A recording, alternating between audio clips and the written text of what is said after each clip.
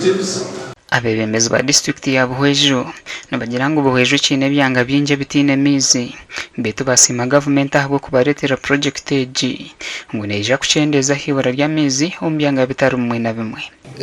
Cyo kubanza ariye cyanga cyito cyo bakwetanya kashaka ece kiministry nayo riyo negeza ho gukora gravity nanka project ya mizi kokaciro habantu aho nabo baruho no bageremesa abo kubangu amataka gabo tubakora mu kantine compensation orebe areas part of Buhweju egombo reabs abantu bine mizi abatura bashagirwe kwatanisa na contractor okwenda ngo project eje hwero mbwire kandi rye yo mutindo areba project ngeje riyo neija buri omwe weno bamba bakora bo mwitakari yawo ubana bakora bacituru cyashu shoka fakare de pipe yerabe konga abantu batunga mizi Because the surface water will require treatment,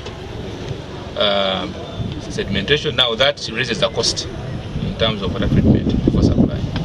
So that raised the cost of this project to 21 billion shillings. Abatura ko rwo magombo rankabitsya amwe nabuhungano bagira ngo abamwe tbaraganyirwe mu project eji na munonga becanga cyisingiro ahamizi garukomoka.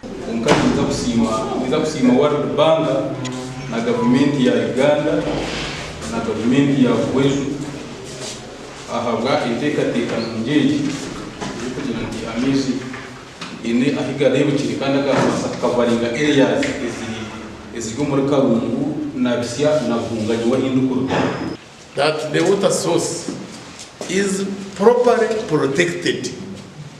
Otherwise, the water you are going to pump from Nyarwambu, you may not get it one day once the source is not protected.